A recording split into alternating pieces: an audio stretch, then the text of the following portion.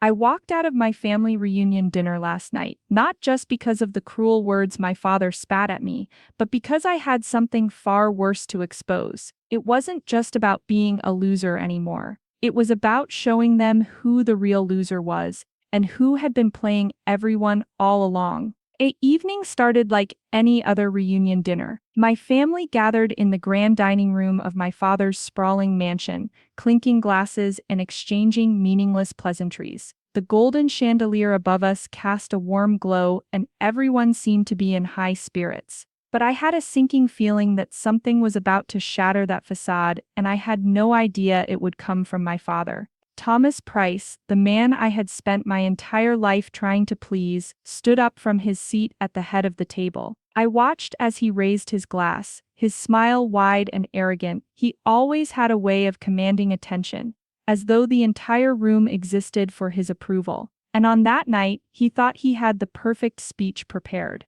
"I just want to take a moment," he began, his voice booming through the room, "to say how proud I am of all my children. They've all turned out so well. Each one of them has their own success, their own life to be proud of." I felt a flicker of warmth, despite myself. Maybe this year he would finally say something decent about me. I could feel the weight of my siblings' eyes on me. Matthew, always the golden child, and Emily, the model daughter. They were perfect in their own right. Maybe this time my father would acknowledge me. Maybe, just maybe, I wasn't the screw-up. And then my father's voice cut through my thoughts. "I'm proud of all my children, except for the loser." The words hung in the air like poison. I froze. I saw it then, the moment I was nothing to him. To him I had never been more than a blemish, a name on his list of failures. But this time, this wasn't just a verbal jab. This was something deeper, something more public, something meant to tear me down in front of everyone. My heart didn't race. It didn't even skip a beat.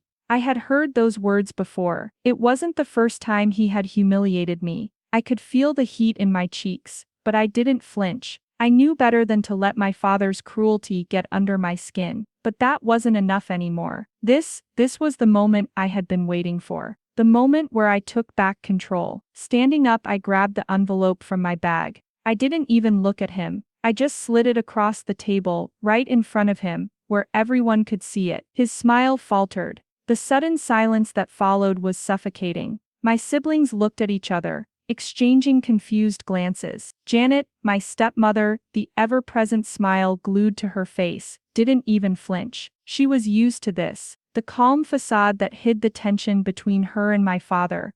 The way she always played the role of the perfect wife, the one who knew exactly how to manipulate the scene. But this was different. "What is this?" My father's voice broke through the stunned silence. He reached for the envelope, ripping it open with shaking hands, though he tried to mask the growing panic on his face. When he saw the paternity test results, he froze, his face drained of color. What the hell is this?" he spat, but I could see the crack in his voice. The words didn't come out with their usual venom. "That's the paternity test, Dad," I said, my voice calm, almost cold. "It's the test that proves you're not my father." The room was still. Every eye was on me. My siblings were silent, their mouths agape. Janet sat back, her perfectly painted smile faltering for the briefest of seconds. You think you can just walk in here and ruin everything with a piece of paper?" He finally managed, his voice shaking. The arrogance in his eyes was gone, replaced with something far darker. "Fear?" "No," I said, my voice gaining strength. "I'm not ruining anything. I'm exposing the truth. You are the one who never deserved me. Not as a daughter, not as anything. I stopped myself, taking a deep breath. "You never were my father. And now everyone knows." The truth hung in the air, suffocating, filling the room with a tension I had never felt before. My father's eyes widened. The mask of control he had worn for years cracked, leaving nothing but a shell of the man who had destroyed so much of my life with his lies and manipulation. For a moment, the world around me seemed to disappear, leaving only the sickening sound of his disbelief. He looked around, probably expecting his perfect family to rally behind him, but no one moved. My siblings were silent, unsure of how to process the revelation. Janet, who had always been my father's perfect accomplice, suddenly seemed small, caught off guard by my defiance. "Sam, don't," Matthew said quietly from across the table, his face pale with shock. This isn't the time. We can fix this, please." But I was done. I had already taken my first step. "No more fixing, no more pretending. You can't fix this, Matthew," I said, not looking at him. "This has been a lie from the beginning, and I'm done living it." I turned and started to walk away from the table, the sound of my father's voice, shouting my name, fading behind me, but I didn't stop. I didn't even turn around. The weight of the family's judgment had always crushed me, but not anymore. I walked toward the garage, the sound of my heels echoing through the cold halls of the mansion. I'd given them everything, all the gifts, all the care, and the effort to earn their approval. But in return, all I had gotten was cruelty, manipulation, and rejection. I didn't look back as I approached the car I had gifted him a year ago, the one he had flaunted in front of everyone as a symbol of his success. I didn't even hesitate as I took the keys from my bag. It was time to take it back. I started the car, the engine purring to life, the power of it suddenly feeling like my own. This was the moment of freedom, and I wasn't going to waste it. The road ahead stretched out before me, and for the first time in my life, I felt like I could breathe. This wasn't just about proving my worth to them anymore. It was about proving it to myself. As I drove away from the house, the mansion that had once symbolized everything I thought I wanted, a sense of clarity washed over me. The city lights of Dallas blurred past in the night, but it felt as though everything had stopped moving, leaving me standing still in the middle of a personal revolution. I had finally done it. I had exposed them. I had exposed my father for what he was, a man who had never deserved my love, my loyalty, my respect. For all these years, I had tried to earn his approval, to fit into a family that saw me as a tool to boost their egos and protect their image. But tonight, I had taken back control. The silence in the car was soothing, but it didn't last long. My phone buzzed on the passenger seat. I hesitated before picking it up. It was a message from Janet. "This isn't over, Samantha. You'll regret this. You've ruined everything." The venom behind those words didn't surprise me. Janet was always the one who played the perfect wife, the perfect stepmother, but underneath it all, she had been the most poisonous of them all. Her lies had built the very prison I had spent my entire life trying to escape from. She had been in on the secrets, the manipulation, and now the fallout was hers to deal with. I typed back a single word: "Try me." I didn't need to waste time with her. I had bigger things to deal with now. The sound of my father's voice screaming my name, the disbelief in his eyes, was still fresh in my mind. But that was over. The betrayal wasn't just one-sided. I had been betrayed by a man I thought I could trust, a man I called Dad. But that was the last time I would ever refer to him that way. He had never been my father. He was just a man who thought he could control me with his money and power. As I pulled into the driveway of my apartment, I noticed a message from Ryan. He had been my husband, my partner in everything, until the betrayal had torn us apart. The message simply read, "Sam, I heard what happened. I'm sorry. I never should have left you alone with them. You deserve better than that."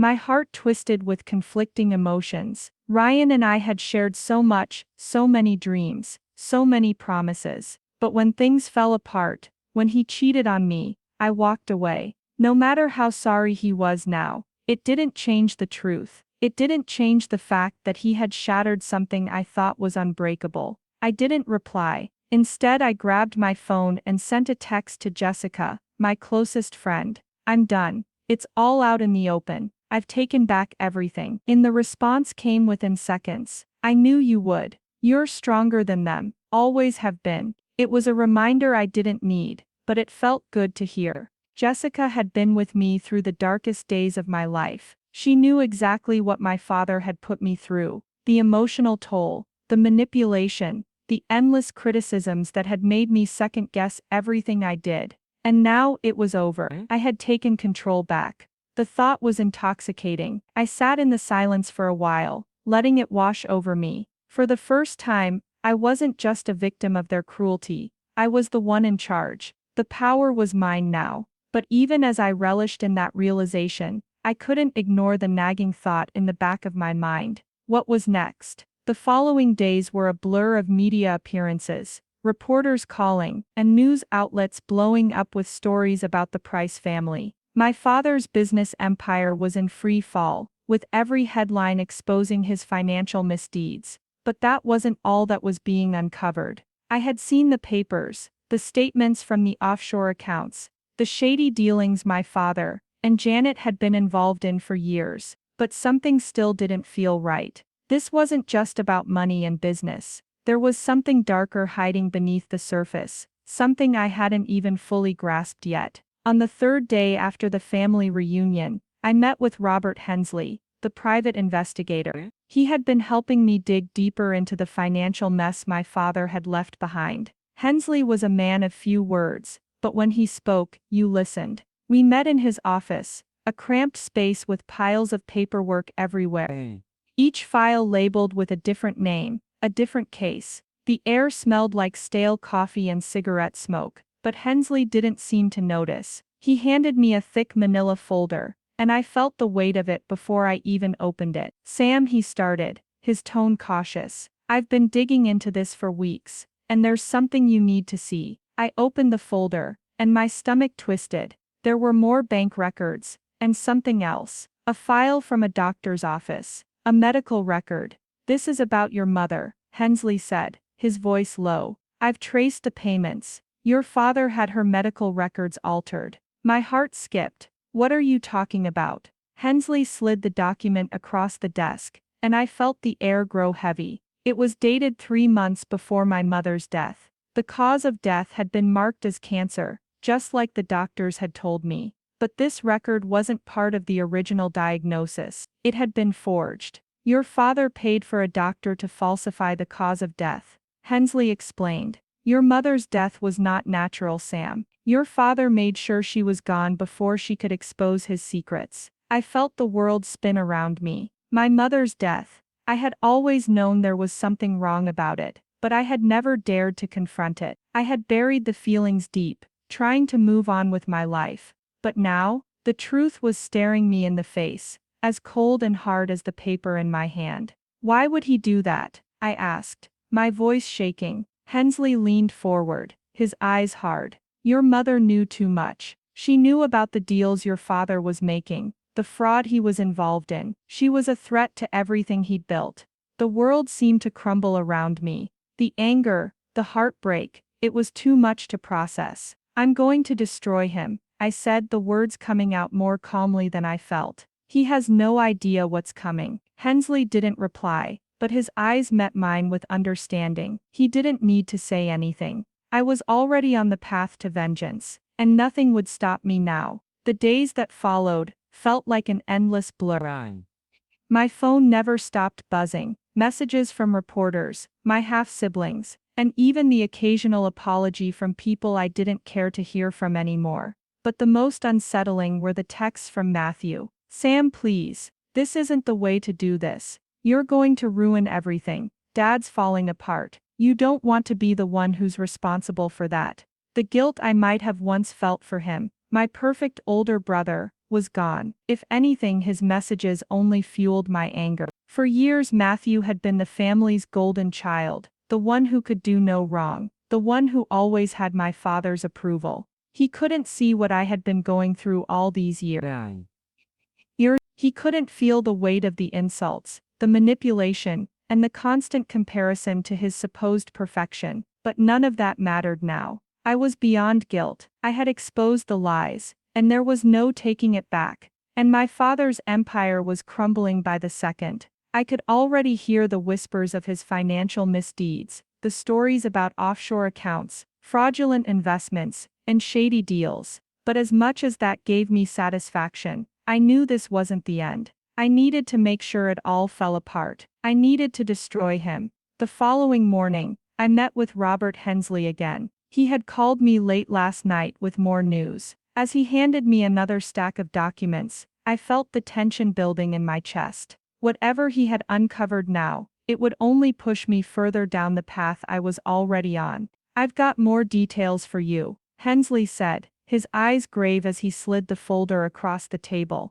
This is the last piece of the puzzle. I opened the folder, already knowing what I would find. But what I saw was far worse than I expected. My father's financials were even more entangled in criminal activity than I realized. It wasn't just about money laundering anymore. There were illegal weapons deals, unregistered offshore accounts used to fund political manipulation, and enough damning evidence to put my father behind bars for the rest of his life. But that wasn't all. Hensley pushed another sheet of paper toward me.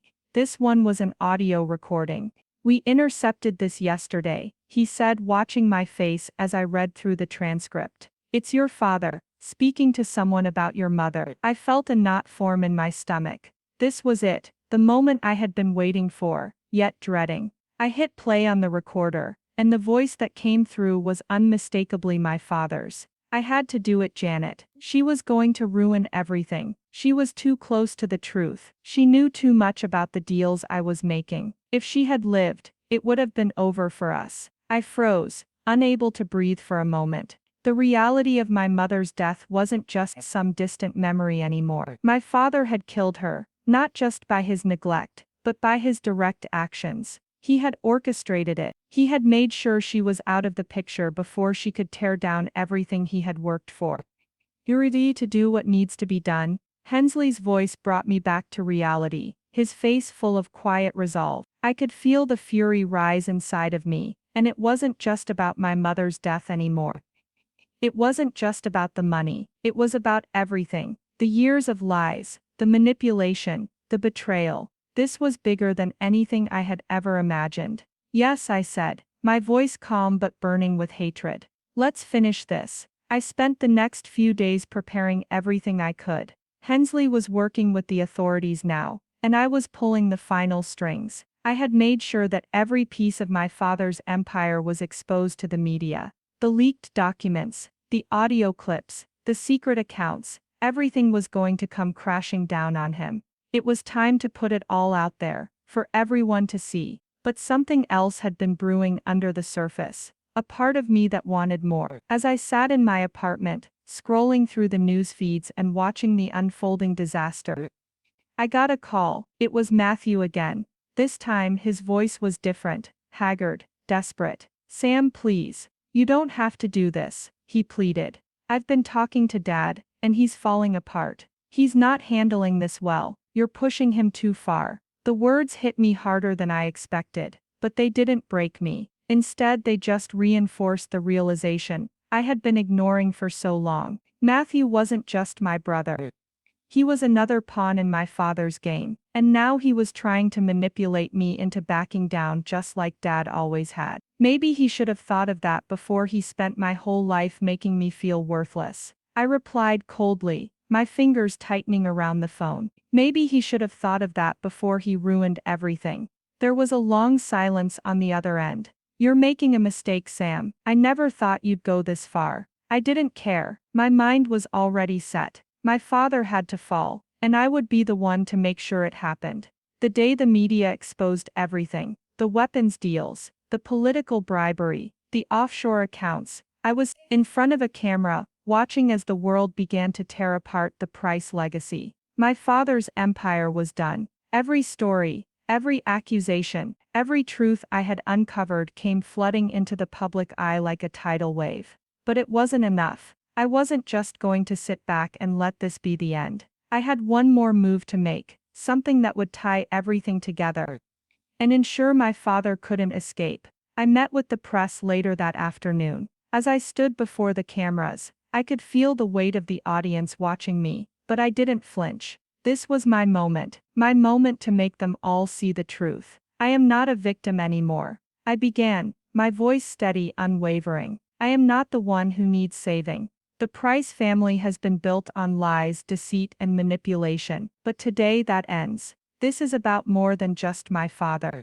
This is about all of us who have been used, who have been abused by a man who thought he could control us with money and power."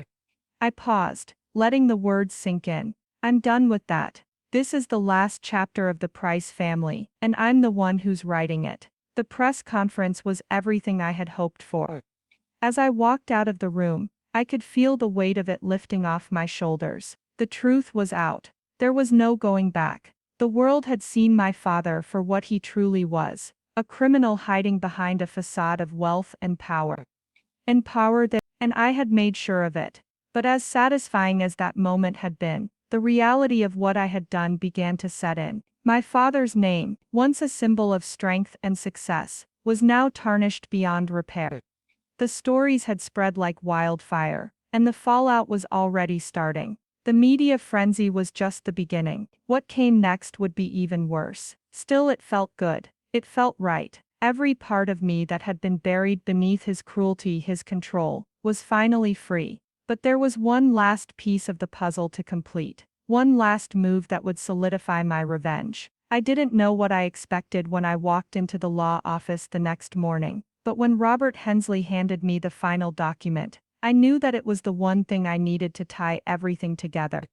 The final piece. This is it, he said, his voice low, his eyes scanning the document one last time. Everything we've uncovered, everything we've put out there, it's about to become official. The authorities are moving forward with the charges. This is going to seal the deal. I glanced at the page. It was a formal indictment, listing my father's criminal activity in explicit detail, including the forged documents about my mother's death, the offshore accounts, the illegal weapons trade, and the political bribes. The authorities had already begun building a case against him, and this was the public declaration of what was coming. But there was more, something I hadn't expected. Janet. I felt a jolt of cold anger course through me as I looked at the name printed across the top of the indictment, Janet Price. My stepmother wasn't just complicit in my father's crimes, she was an equal partner.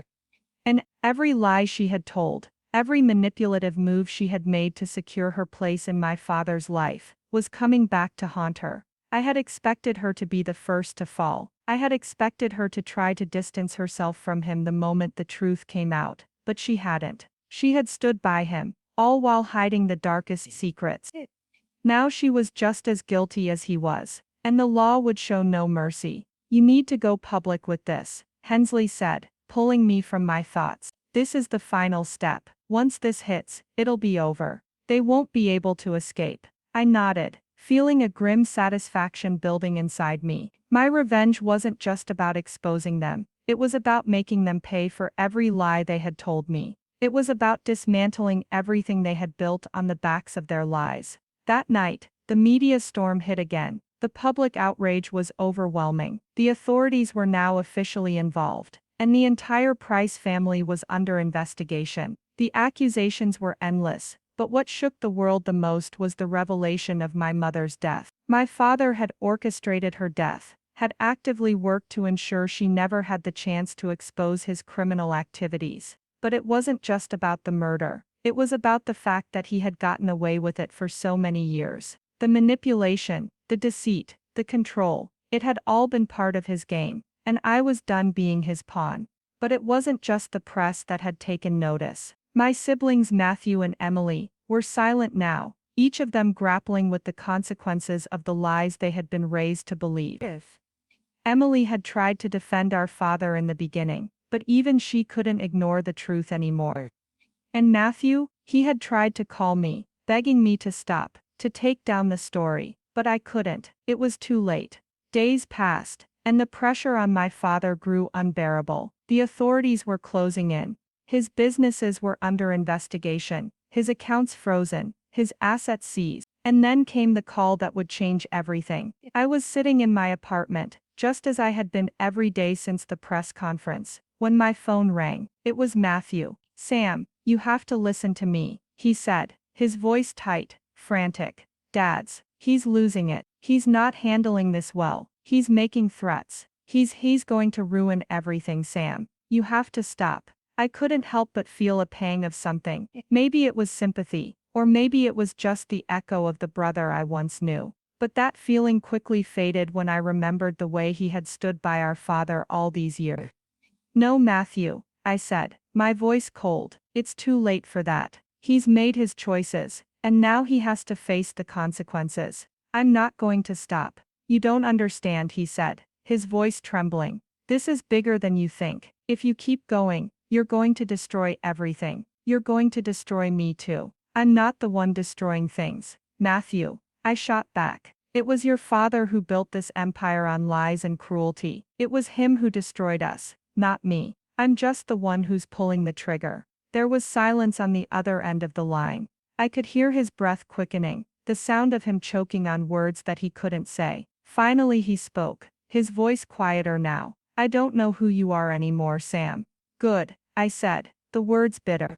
Maybe it's time you figured it out. I ended the call, my heart pounding in my chest. There was nothing left to say to him. He had chosen his side long ago. The next morning, I saw the final piece of my father's empire fall. The authorities arrested him, and with the arrest came the final twist. Janet was arrested too. The lies, the fraud, the murder, it was all out in the open. There would be no escaping it for either of them. And for me, the family that had once defined me, that had once made me feel small and insignificant, was no longer a part of my life. I was free, free from the chains of my father's control, free from the manipulation, the lies, and the betrayal. The revenge was complete. But more than that, I had taken back my power.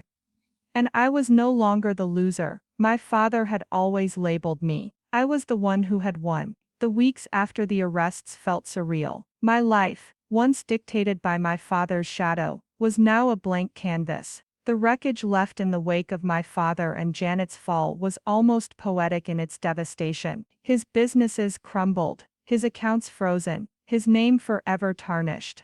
But the most satisfying part of it all was seeing the media backlash. Stories flooded in about the fraud, the money laundering, the secret offshore accounts, and most of all, the devastating truth about my mother's death. For once, I wasn't the one in the shadows. I wasn't the one hiding behind a mask of lies and expectation. I was the one in control. But the moment I had anticipated, the triumph over my father, the moment I thought would fill me with pure satisfaction, didn't come the way I imagined. As the chaos from the family's unraveling spread across the news, a strange emptiness settled in my chest. I wasn't haunted by guilt or regret. No, it was something deeper. It was loneliness. For all the vindication, for all the shattered illusions of power that had once been wielded over me, there was an undeniable emptiness. My family, what was left of it, was now gone. Matthew, my brother, had stopped calling weeks ago, and Emily had disappeared into the folds of her perfect life. Her loyalty to my father, still intact in some twisted way. Even with the press calling me a hero, I wasn't sure what I was left with. A few days later, I walked into a small cafe that I'd passed by countless times but never thought to enter.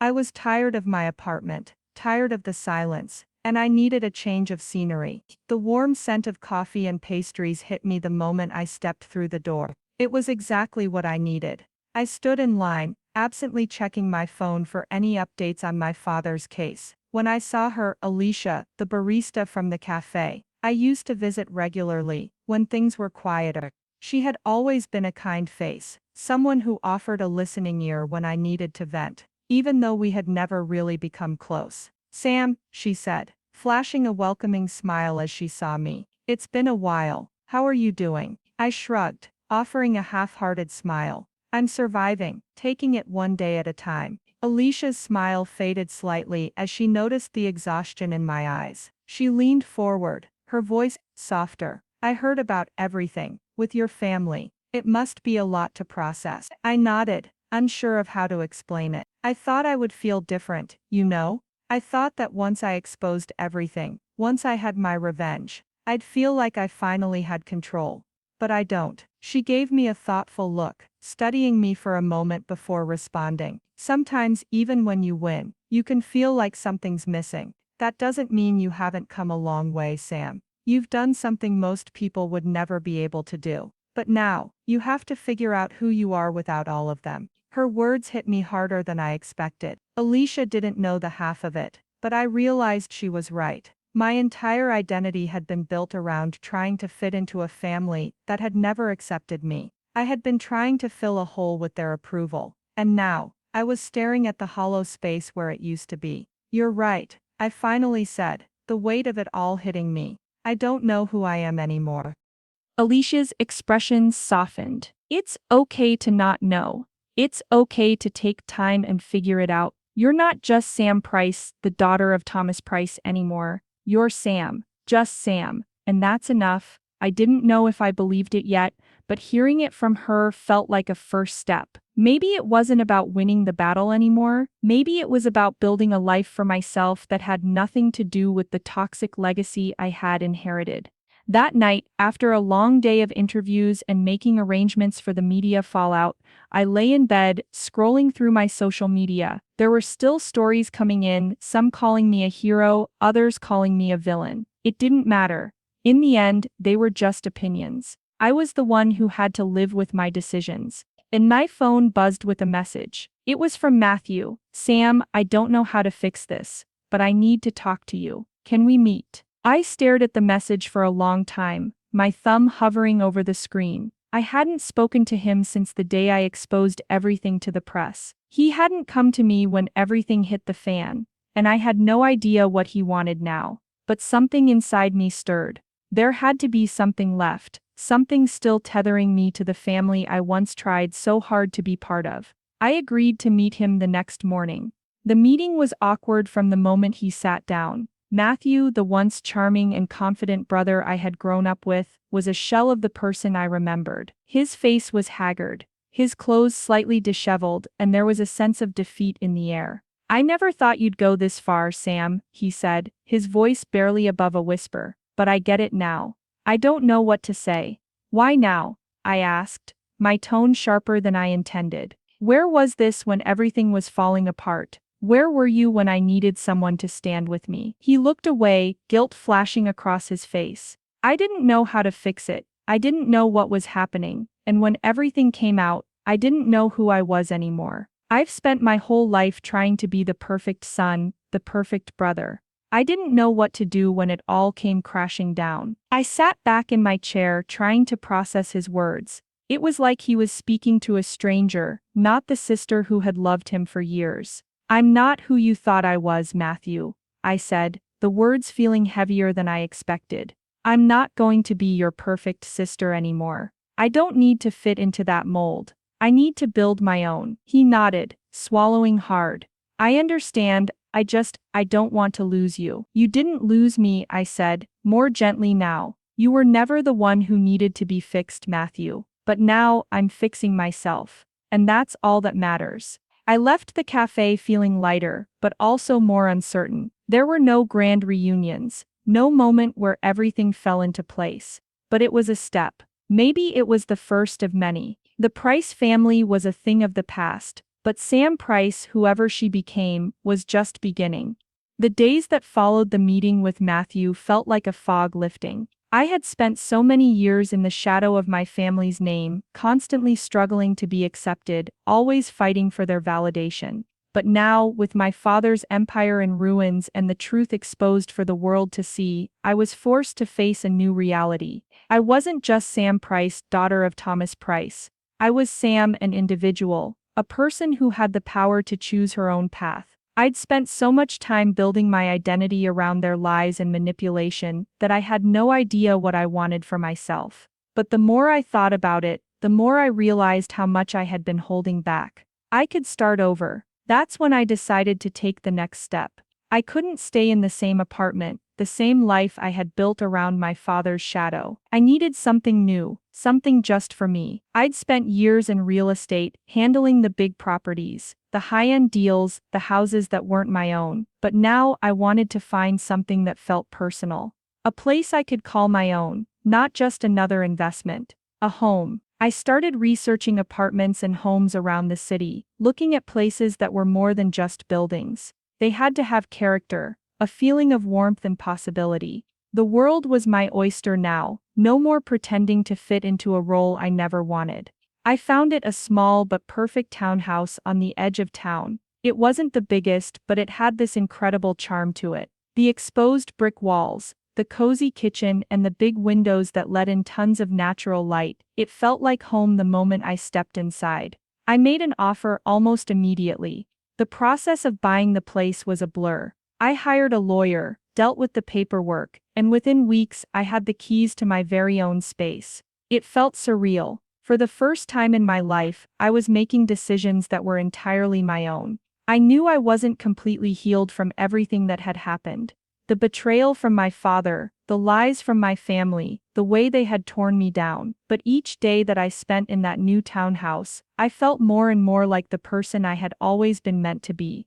I wasn't just someone reacting to the chaos of my family's legacy. I was creating my own legacy. The first night in the townhouse was quiet, peaceful. I took a glass of wine into the living room and sat by the large window, watching the city lights twinkle in the distance. There was a soft hum in the air, the kind you only get when the world is still. I felt something inside me shift, like a weight had been lifted from my shoulders. I could hear the faint sound of the news playing in the background, and even though I knew it would be about my father's trial, the arrests, the public humiliation of our family, I didn't feel the need to watch anymore. It was all over.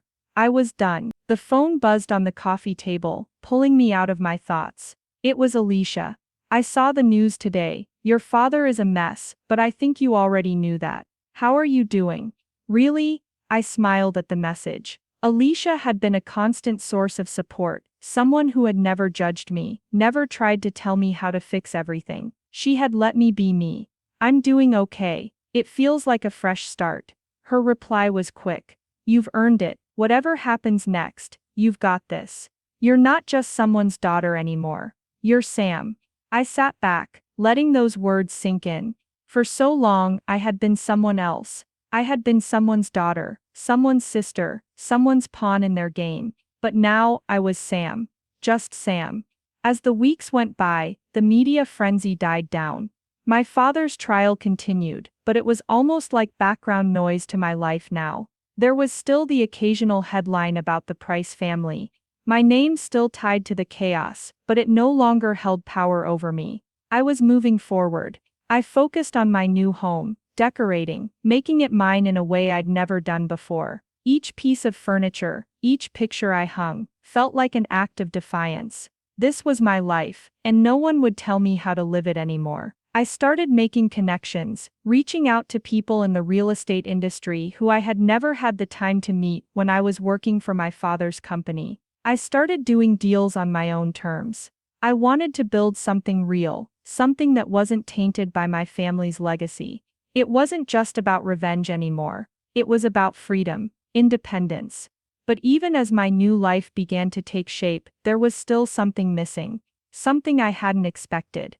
As the weeks passed, I couldn't ignore the lingering thoughts about Matthew and Emily. I had shut them out completely, but part of me still wondered if I had made the right choice.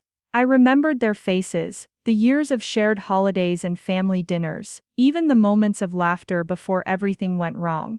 Could I really just leave them behind, knowing that the truth had torn us all apart? I didn't know the answer, but I knew this: I was no longer defined by them. Then one afternoon, as I was going through some old paperwork, my phone rang again. It was an unknown number, and for a moment, I hesitated. But something told me to pick up. Sam? The voice on the other end was Matthew's. Matthew? I asked, my voice calm, though a knot formed in my stomach. I just wanted to say I'm sorry, he said, his voice quieter than usual. I know I haven't been there for you, but I'm trying to figure things out. I don't expect you to forgive me, but I want you to know I'm sorry for how I treated you. And if you ever want to talk. I sat there, letting his words sink in. For a moment I didn't say anything, but I knew the path forward wasn't just about holding on to anger. Maybe it was time to let go, not for him, not for anyone else, but for me. I appreciate that, Matthew. I finally said, but I can't go back to who I was. I'm not that person anymore. There was silence on the other end of the line.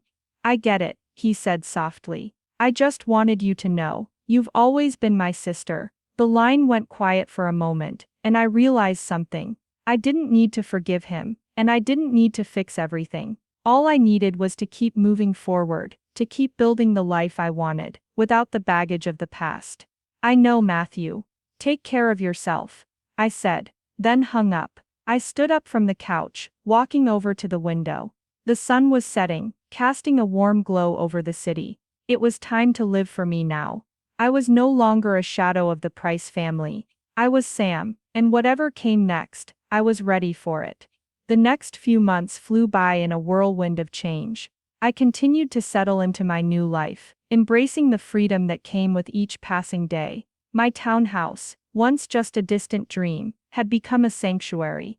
Each corner of it felt like my own, filled with memories of a future I was building for myself, without anyone else's influence, without any shadows from the past.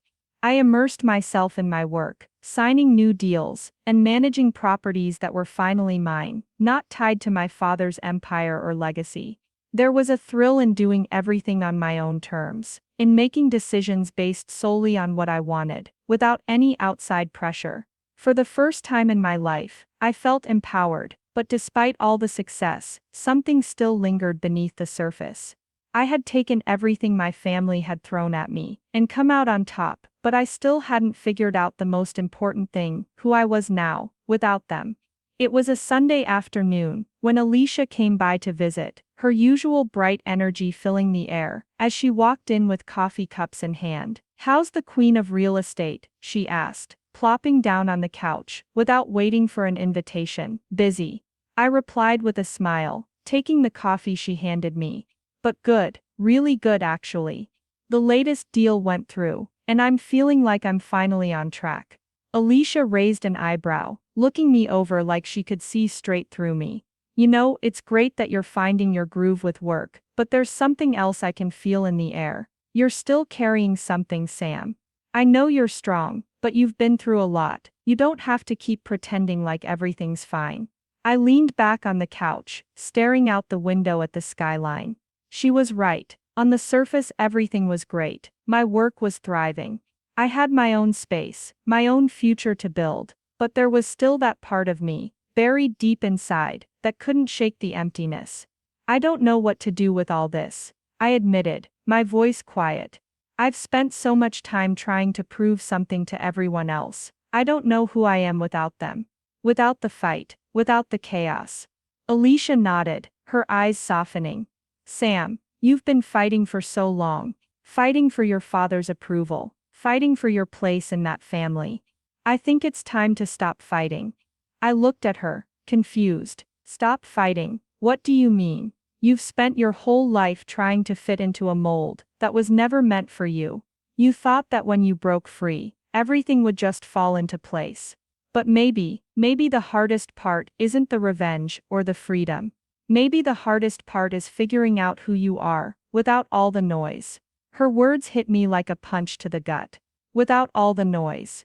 She was right. I had spent my entire life drowning in the expectations of others, the constant push and pull of wanting to be accepted, of wanting to belong to a family that had never cared about me the way I needed. But now, in the aftermath, I had no one to answer to. No one to prove anything to. Except myself. That week I decided to take a break from everything. I shut off my phone, ignored emails, and went on a long walk through the city. I wandered through the familiar streets, the ones I'd always passed by, without giving a second thought, until they seemed to speak to me. This was my city now. Not my father's. Not the Price family's. Mine. I ended up at a small park on the edge of town. It was quiet, peaceful, the perfect place for reflection. I sat on a bench, watching the world go by, people living their lives, going through the motions. And for the first time in years, I realized I wasn't part of their world. I was building my own. As I sat there, I closed my eyes, letting the gentle breeze wash over me. Who was I now? The answer wasn't immediate, but it came to me slowly, like a soft whisper. I wasn't the daughter of Thomas Price anymore. I wasn't his pawn, his loser. I wasn't the broken, betrayed child who had fought to earn his love. I was Sam Price, a woman who had taken back control, rebuilt herself from the ashes of her family's ruin, and was no longer defined by the chaos they had created. I could finally breathe, and it was the first time in my life that it felt good. The next morning, I went into work and started taking charge of things in a new way. No longer did I feel the need to push for validation or to be the best for someone else's approval. This was about me. I decided to take a more personal approach to the deals I signed, focusing on the kind of homes I would want to live in, the kind of investments that mattered to me. One of the first things I did was take on a new project, an apartment complex in a neighborhood I had grown up in. It wasn't the high-end market I was used to, but something about it felt right. There was a connection there. A chance to give back to the community I once felt disconnected from, to make sure that the homes I sold weren't just about profit, but about purpose. I wanted to make a change, even if it was small, even if it was just one apartment at a time. Then, as time went on, I found myself reconnected with the people who mattered. I called Emily once, the sister who had kept her distance, but I couldn't ignore the fact that we were still connected by blood. And even though she was still loyal to the memory of our father, I realized she wasn't the enemy, she was just a product of the same system that had shaped me. The conversation was short, but it was a start. A tiny bridge across the chasm of the past. Matthew called again, and this time, his voice was filled with less guilt, more understanding. He'd been trying to figure out where to fit in, but I could see the shift. Maybe we didn't need to rebuild everything we once had, but there was a way forward, together or apart. And as for my future, it wasn't about holding on to the past. It wasn't about revenge, or continuing the cycle of toxicity. It was about finding peace, building something good with my own hands, with my own choices. I wasn't looking for perfection anymore. I was looking for a life that felt authentic. A life that was mine. One night, as I sat in my new home, surrounded by pieces of furniture I had carefully chosen, I realized how far I had come. The price name no longer had any power over me. The weight of my father's legacy, the hurt from my mother's death, and the betrayal from my family, all of it was in the past. I didn't need to fight anymore. I had already won. Now it was time to live. For me, the weeks turned into months, and with each passing day, I felt more grounded in my own life. The townhouse was no longer just a physical space, it had become a sanctuary. A reflection of everything I had fought for, and everything I was still discovering about myself. I had started to build something real, and it was beginning to feel like I could finally breathe, truly breathe, without the suffocating weight of my family's legacy pressing down on me. But just when I thought I had found my peace, the past had a funny way of creeping back in. It was an ordinary Wednesday, when everything changed. I had spent the morning at the office, reviewing some contracts for my new project, a community-centered apartment complex, and I was about to head out for lunch when I received a call. It was from a number I didn't recognize. I almost didn't pick up. But something told me to. Hello?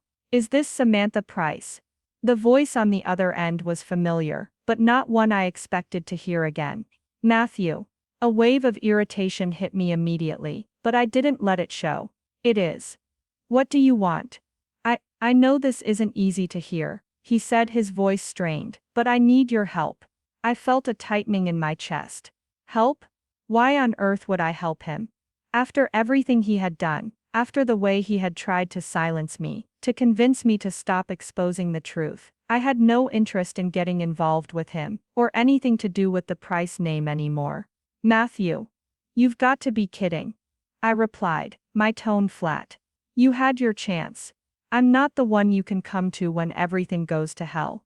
I'm not calling because I want to fix things between us, he said quickly. I'm calling because you're the only one who can help. This isn't about family anymore, it's about survival. My mind raced. Survival? What was he talking about? I don't understand, I said, trying to keep my cool, though a part of me was already on edge. What do you mean survival? There was a long pause on the other end of the line, as if Matthew was trying to find the right words. When he spoke again, his voice was quieter, more serious than I had ever heard it. Dad's in trouble. And Janet, she's disappeared. She's gone, Sam. We don't know where she is. I sat back, the weight of his words sinking in slowly. What do you mean gone? What's happened? Dad's been arrested for a while now. Matthew continued, his voice tight. But Janet? She's been doing things behind the scenes, things that go beyond what anyone thought she was capable of. She's the one who orchestrated the last part of Dad's plan. She was working with some powerful people. And now she's gone, And there's no way to trace her. She's disappeared. But she's left a trail that leads back to you. The words hit me like a punch. Janet disappeared, and somehow I was tied to it all. Why the hell would Janet leave a trail that leads to me? I asked, trying to make sense of the words tumbling out of Matthew's mouth. She knew what would happen, he said, his voice cracking slightly. She always knew. She had her own game running, Sam. She was planning on taking everything for herself, and now she's vanished with all the money, the secrets, the power. You've got to help us figure out what she left behind. She left behind documents, a map, something to prove she wasn't working alone. If you don't help me, she'll ruin everything. Again. I felt my stomach churn as his words sank in. Janet? The woman who had been my father's accomplice for years, who had played the perfect wife, the perfect stepmother, had been the one pulling strings all along. And now she was gone, leaving behind a trail that led straight to me. I don't know what you're asking me to do, Matthew, I said, voice tense. I've already cut ties with everything connected to our family. You think I'm going to walk back into this mess, just to help you fix your own mess? It's not just for me. Matthew replied quickly, almost desperately. Sam, this is bigger than just me. There's something about what she's left behind that could bring down the entire network. You can finish what we started, you have to. The realization hit me like a cold wave. The world I had carefully walked away from was pulling me back in. This wasn't just about the Price family anymore. It was about something much darker, something that involved more than just us. I stared at my phone for a long moment, debating what to do. Everything inside me screamed to hang up, to block the number and walk away. I had already taken back my life. But the curiosity, the need for answers, was too strong. What had Janet been hiding? What was left? Fine, I said, the words leaving my mouth before I could stop them. I'll look into it. But this is the last time, Matthew. After this, you and I are done. For good. I understand, he said, his voice a mixture of relief and fear. I'll send you everything I have. Just be careful. This is bigger than we thought. After the call ended, I sat there staring at my phone. The air felt thicker than before. I had walked away. I had built a life away from them, away from the Price legacy, and now for some reason I was being pulled right back into the very thing I swore I would leave behind. I didn't know what to expect next, but I did know one thing. I had to know what Janet had been hiding. The following days were a blur, as I began digging through the information Matthew had sent me. I felt like I was walking down a path I had already been down before, except now, the stakes were higher. I wasn't just seeking revenge anymore. I was chasing after the remnants of my family's dark legacy, unraveling the last threads of a twisted story that refused to die. But with each new piece of evidence, each document I uncovered, I realized one thing: the Price family's lies ran deeper than I could have ever imagined. And Janet had left me a map, one that would either lead to my redemption or my destruction. The days after my conversation with Matthew felt like I was walking in a fog. I'd thought I had left the Price family behind, but their tangled web was far from finished. As I pored over the documents Matthew sent me, the more I realized how deeply Janet had sunk her claws into not just my father's empire, but into something far darker, something that spanned well beyond the Price name. The documents were cryptic, like pieces of a jigsaw puzzle I had to figure out on my own. I could feel the weight of the mystery building, with each file I sifted through. There were encrypted messages, names I didn't recognize, and references to high-stakes dealings that left me with more questions than answers. The first hint of something bigger came in the form of an old ledger, a thick leather-bound book, filled with names, dates, and dollar amounts. At first glance, it looked like ordinary business dealings.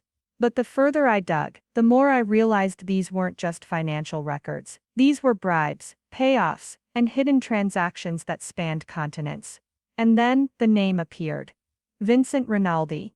I froze. The name meant nothing to me at first, but something in the back of my mind clicked. Rinaldi. The name of a powerful, shadowy figure I had heard whispered about during my years in the family business. Someone involved in illicit arms deals, money laundering, and a network that reached into the highest levels of government. What the hell was Janet doing with someone like him? The ledger entries seemed to detail exchanges of large sums of money tied to Rinaldi's operation. The more I pieced together, the more it became clear. Janet had been working with Rinaldi, funneling money through offshore accounts, laundering it through legitimate businesses, and covering up their tracks with layers of false documentation. My father's empire had been built on more than just greed. It had been built on criminal activity. And Janet had been the mastermind pulling the strings. I spent the next few days tracking down every lead in the documents. I followed the trail from one shady transaction to the next, digging through names, bank accounts, and encrypted messages. Every hour spent felt like I was walking deeper into the heart of a storm, one that threatened to swallow me whole if I wasn't careful. The tension was growing. I couldn't shake the feeling that I was being watched. Every time I stepped outside my townhouse, I felt eyes on me, but whenever I turned around, no one was there. It was paranoia, I told myself. Nothing more.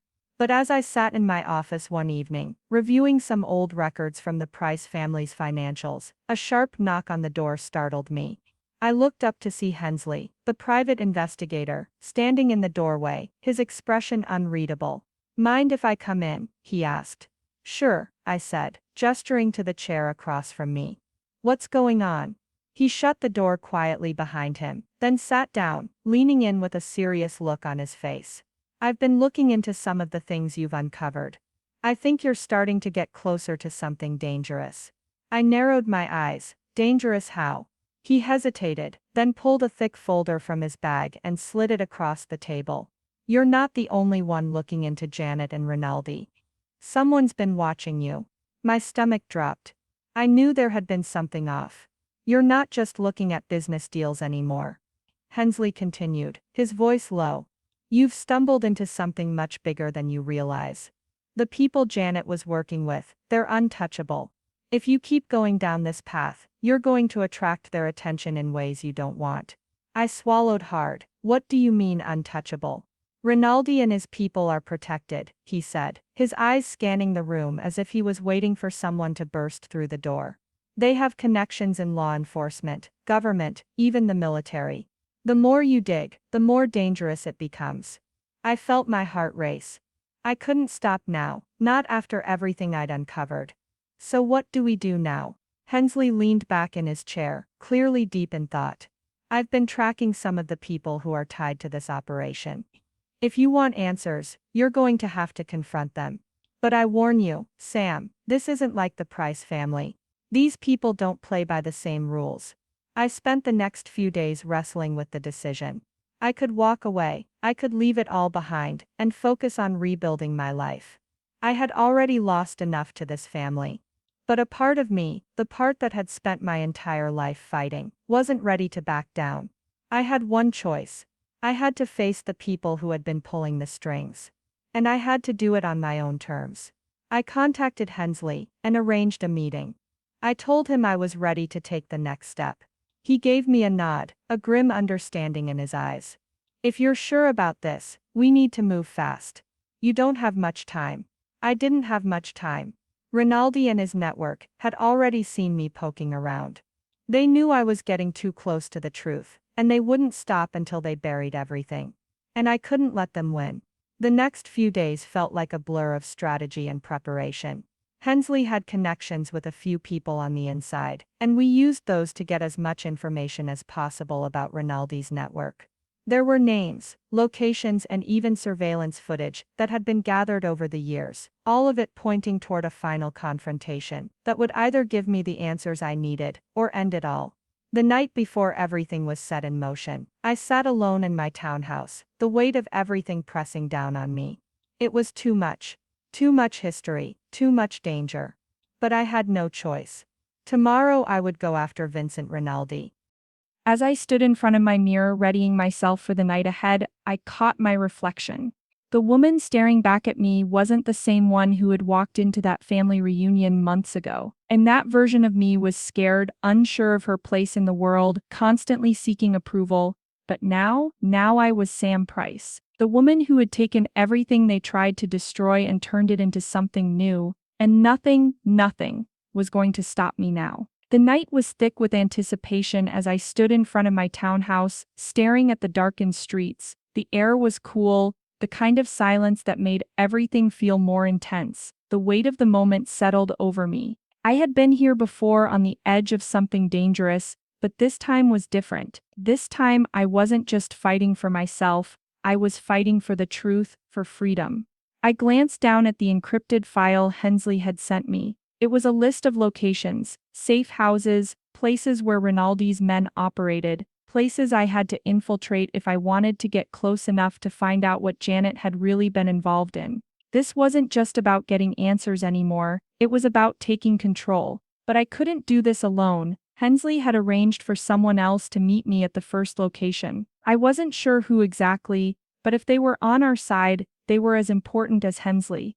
I climbed into the car parked outside, the engine roaring to life as I sped toward the meeting point. I wasn't scared, maybe I should have been, but I wasn't. This was the only way to finish it. The first stop was a rundown warehouse on the outskirts of the city, the kind of place people used for dirty business, smuggling, illegal trades, and other crimes that kept the world's underbelly spinning.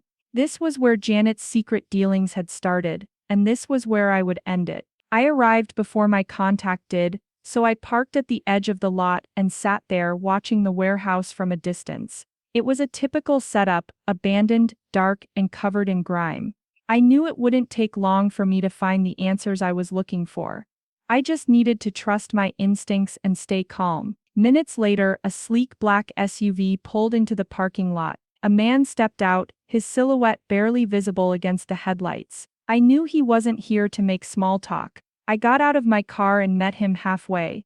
"You're late," I said, keeping my voice steady, though the adrenaline coursing through my veins threatened to make me show signs of weakness. He didn't respond immediately. His eyes scanned the area, sharp and calculating, before finally landing on me. "I'm here now," he said. "You ready?" I nodded, glancing back at the warehouse. "Let's get this over with." The two of us approached the warehouse carefully, moving through the shadows. The air felt thick with danger, but there was no turning back now. The man, whose name I didn't know, led me inside, his movements swift and silent. We passed through the dark corridors, the walls damp and decaying. Finally we reached the back of the building, where the sound of muffled voices echoed from the far end. There in the dim light, were a group of men gathered around a table, talking in low voices. The man who had been guiding me pulled out a small device from his pocket and handed it to me.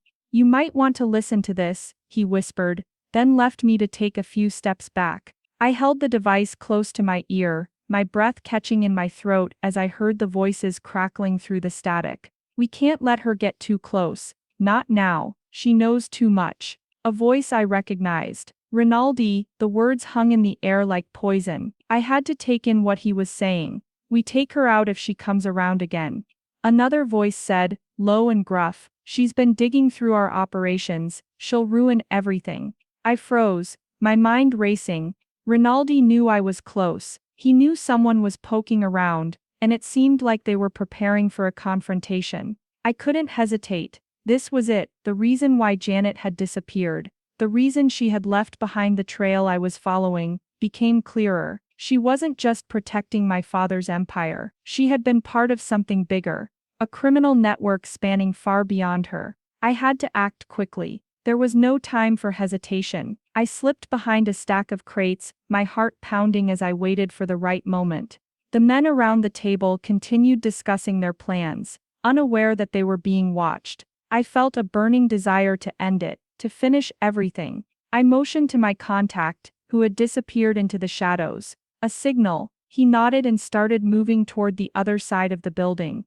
I crept closer to the men, my mind focused, every sound, every footstep, felt amplified in the tense silence that surrounded me.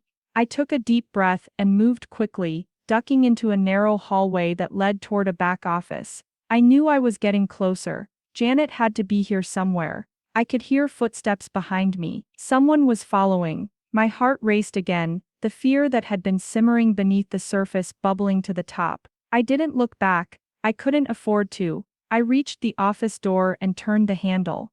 It was unlocked. I slipped inside, my body going cold as I saw the files. Stacks of papers, neatly organized in a locked filing cabinet, labeled with names and accounts I recognized from the documents Janet had left behind. It was all here. I rifled through the files, my hands trembling slightly as I pulled out a folder with Rinaldi's name written across the top. The folder contained copies of contracts, phone records, and most importantly, proof that Janet had been the one to broker the illegal arms deals between Rinaldi's operation and multiple corrupt governments. The pieces clicked together. Janet had been the one orchestrating everything, pulling strings behind the scenes. But this wasn't just about the Price family anymore. This was about international crime, smuggling, and a network that stretched across borders. I was in over my head. I didn't have time to analyze the documents further. I had what I needed: proof. I turned to leave the office,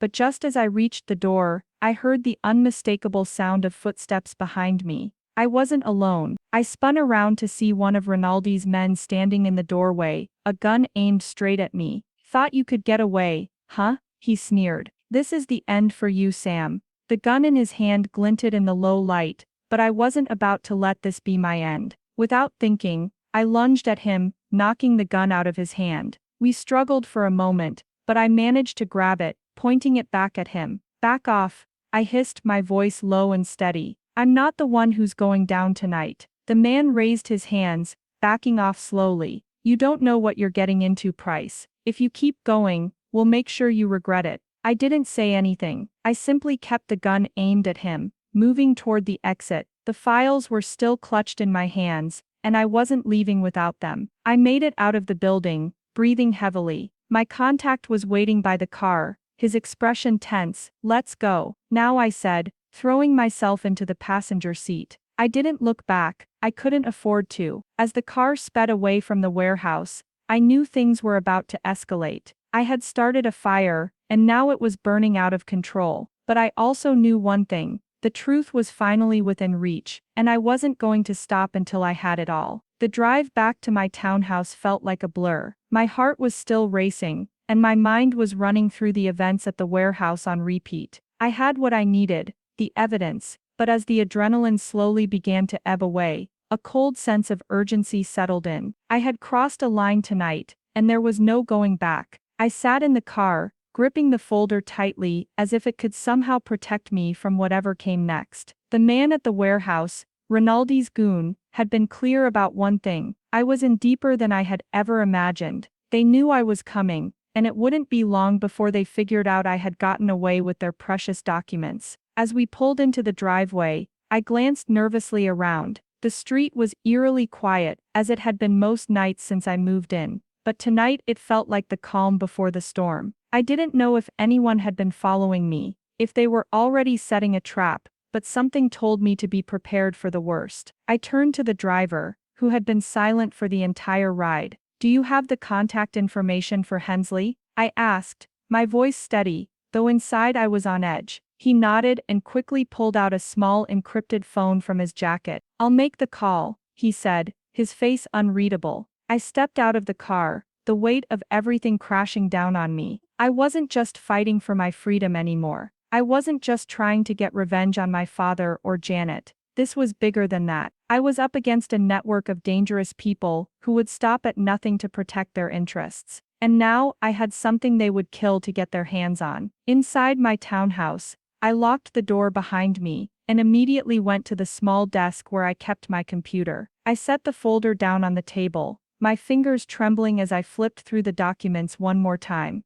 There was no doubt about it. Janet had been playing both sides. She had been working with Rinaldi, orchestrating arms deals, laundering money, and using my father's empire to cover up her tracks. And what was even more chilling was the depth of her involvement. She had connections that ran into the highest levels of government, military, and law enforcement. This wasn't just family betrayal. This was international crime. I closed the folder with a heavy sigh. I had the power now, but the question was, what would I do with it? Just then, my phone buzzed again. I picked it up, already knowing it was Hensley. The voice on the other end was low and urgent. "Sam, listen to me. We don't have much time. Rinaldi's people know about you. They've been watching you for days, ever since you started poking around." My stomach tightened. "What do you mean they've been watching me? How do they know?" "I don't know exactly," he said, his tone sharp with concern. But I can tell you one thing, they've been tracking your movements,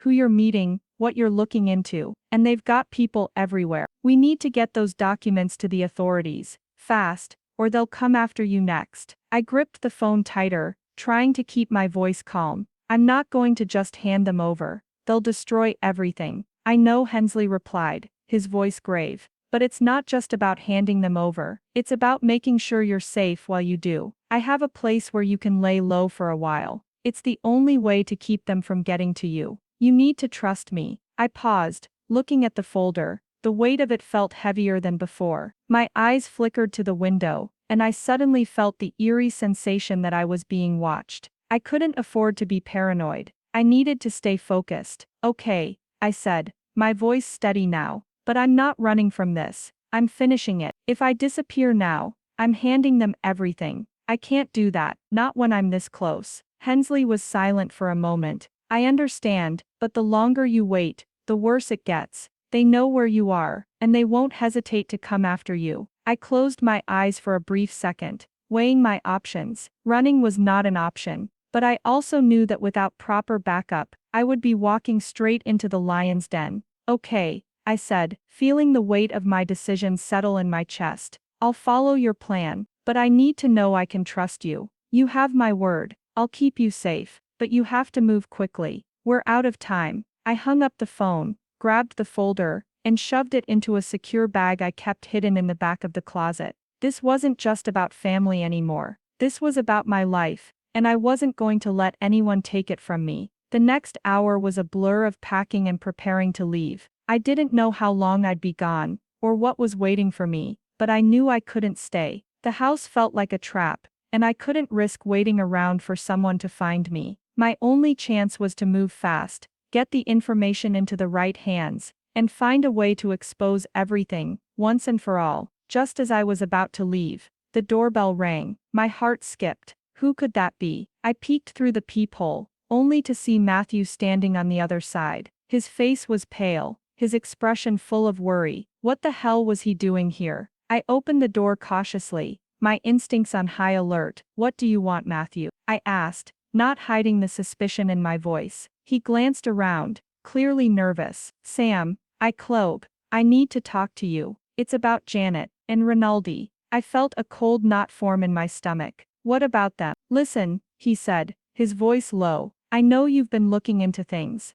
I know you've found out what we've been involved in, but there's something you don't know, something that might change everything. I folded my arms across my chest, my gaze unyielding. You're too late, Matthew. You already chose your side. No, Sam, he said, his eyes wide with desperation. I never wanted any of this. I've been trying to stop Janet, but it's too late. She's already gone, and she's taken something that could destroy everyone we know. My mind raced. I had been right to trust no one. But this could be a turning point. What are you talking about? I demanded, stepping closer to him. He took a deep breath, his voice breaking. The files you've been looking at?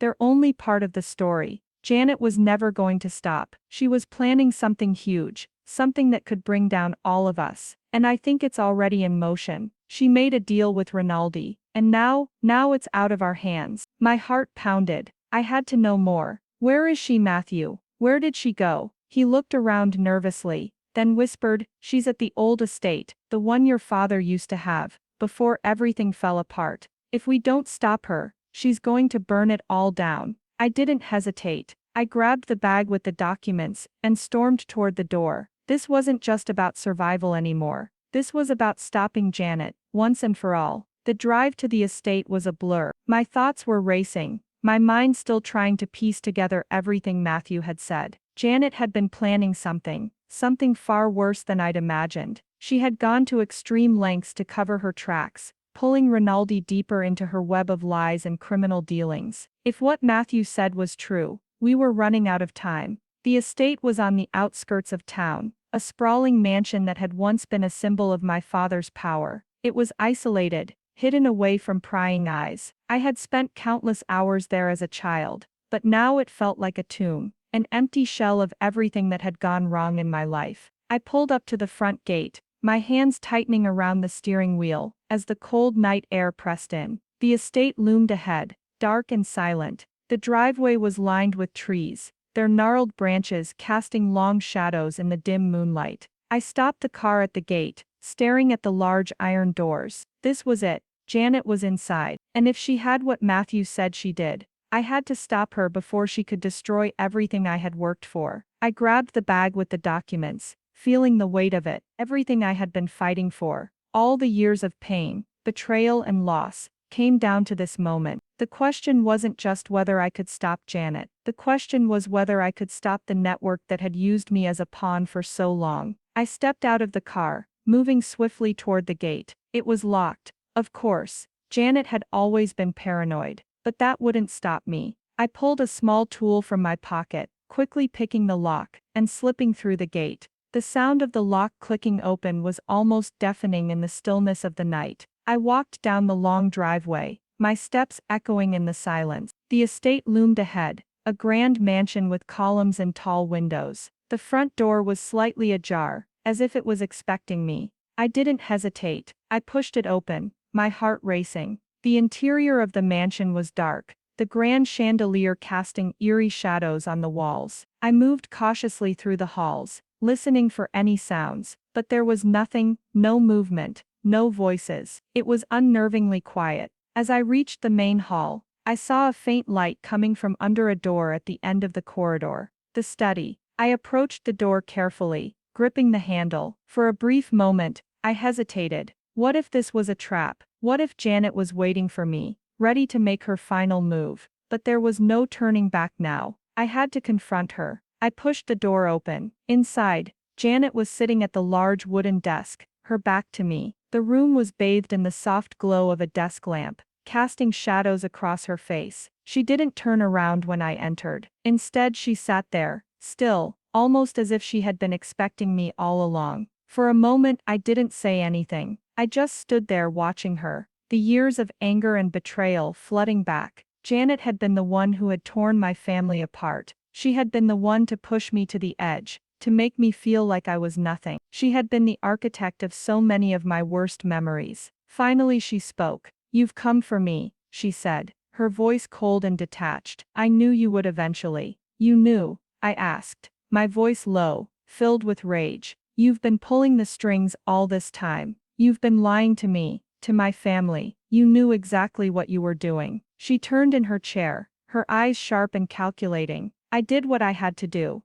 Your father was never the one in control, Sam. I was the one who made this empire work. I was the one who kept things running when he was too busy being a fool." I felt my blood boil. "You killed my mother, Janet. You knew she was in the way, and you made sure she was gone. You don't get to walk away from that." She smirked, her lips curling into a cruel smile. "Your mother was weak. She would have ruined everything if she had lived. But you." She leaned forward, her eyes narrowing. "You, Sam. You were always the one who could handle the truth. You were the one who could take the weight of this family's legacy. I made sure of that." The words hit me like a punch to the gut. She had always seen me as a pawn. Everything I had gone through, the years of manipulation, the false promises, the constant jabs about being the loser, it had all been part of her plan. I had never been anything more than a tool to her. "You used me," I said, my voice shaking with anger. "You've been using me this whole time, and now you think you can just walk away with everything." She stood up, her expression cold,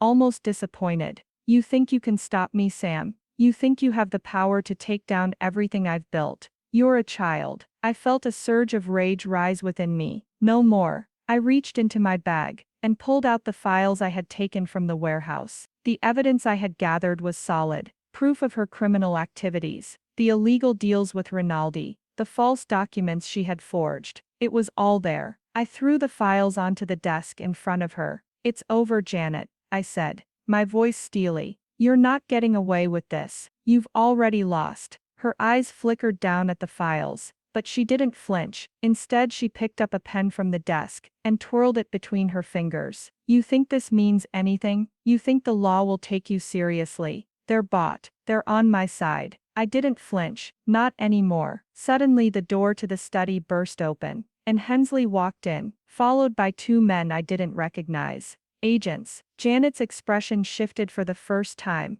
a flicker of panic crossing her face. "You can't do this," she hissed. But it was too late. The agents moved in, handcuffing her before she could say another word. "You're under arrest for fraud, conspiracy, money laundering, and the murder of Amanda Price," one of the agents said, his voice cold. Janet struggled, her face twisted with fury. "You can't touch me. You don't know who I'm working with." "You're done," Hensley said, his tone final. "Everything you've built is crumbling, Janet. You can't escape anymore." As the agents led her away, I stood there watching her get taken out of the room. The anger that had burned in me for so long began to fade, replaced with something else: relief. The weight that had been hanging over me for so long, the constant threat that Janet represented, was finally gone. I was free. I turned to Hensley, who was standing by the door. "It's over," I said quietly. "It's really over." He nodded, a small smile on his face. "You did it, Sam. You got her." For the first time in years, I felt like I could breathe. The years of manipulation, the toxic hold my family had on me, the lies I had been forced to live with, it was all gone. And in its place,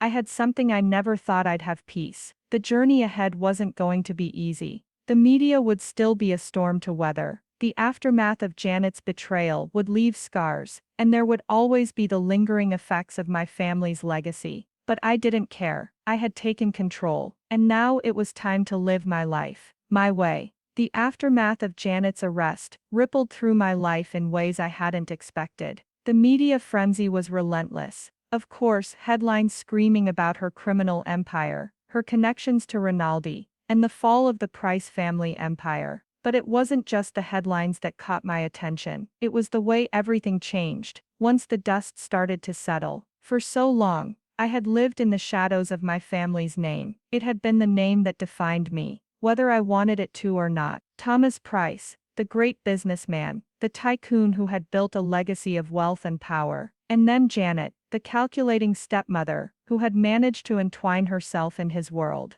I had spent my entire life trying to break free from that, seeking validation from people who never cared about me, never saw me for who I truly was. But now it was different. I found myself spending a lot of time at my townhouse, going through the motions of everyday life. The initial adrenaline of confronting Janet, of bringing down the empire she had built, had worn off. Now, it was about rebuilding. But rebuilding wasn't easy. There were moments of doubt, moments when I questioned if this was truly the freedom I had wanted. I wasn't naive enough to think everything would fall into place immediately. I knew the weight of my family's legacy still hung over me, like a shadow I couldn't quite escape. But I wasn't the same person I was months ago. I had faced the worst parts of my past, and I had survived. Still, there were moments when the world felt hollow, when I wasn't sure what I was supposed to do with all the pieces of myself that were scattered, lost in the wreckage of the Price name.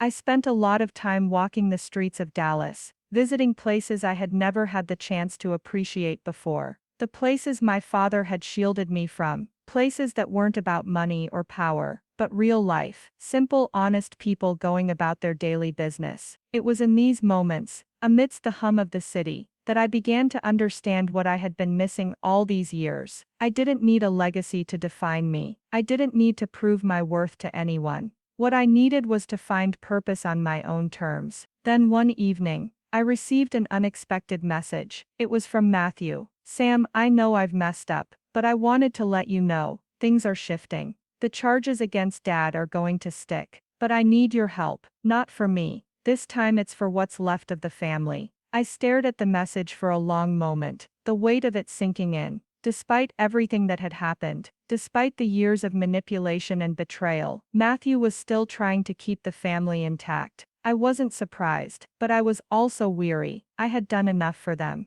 I debated whether or not to respond, unsure if I wanted to get involved in their mess again. The Price name, what was left of it, was something I had walked away from. I wasn't going to let them pull me back in. But after a few moments, I picked up my phone and typed a response. "Matthew, I can't help you rebuild the family. I've already done the hardest thing I'll ever have to do. I've let go of them. You need to do the same." I hit send, and immediately felt a weight lift from my shoulders. The truth was, there was no going back. The Price family was no longer my responsibility. My life was my own to rebuild. The next few days passed in a blur. I returned to work, focusing on the real estate projects that had always been my passion. The apartment complex I had started working on was beginning to take shape, and I found that being involved in the community, bringing affordable housing to people, was the kind of work that filled the emptiness I had been feeling. It felt like I was finally putting my energy into something meaningful, something that could make a real difference. I started to notice small changes in myself. The anger I had carried for years, toward my father, toward Janet, even toward Matthew, began to fade. I had a few more peaceful nights, falling asleep without the weight of regret or resentment clouding my thoughts. I had started to forgive, not them, but myself. A few weeks later, I was sitting in my office, reviewing the contracts for a new project, when I got another call. This time it was from Hensley. "I have some news," he said. "It's about Rinaldi." I felt a twinge of dread in my stomach. What now? Rinaldi's people are on the move again.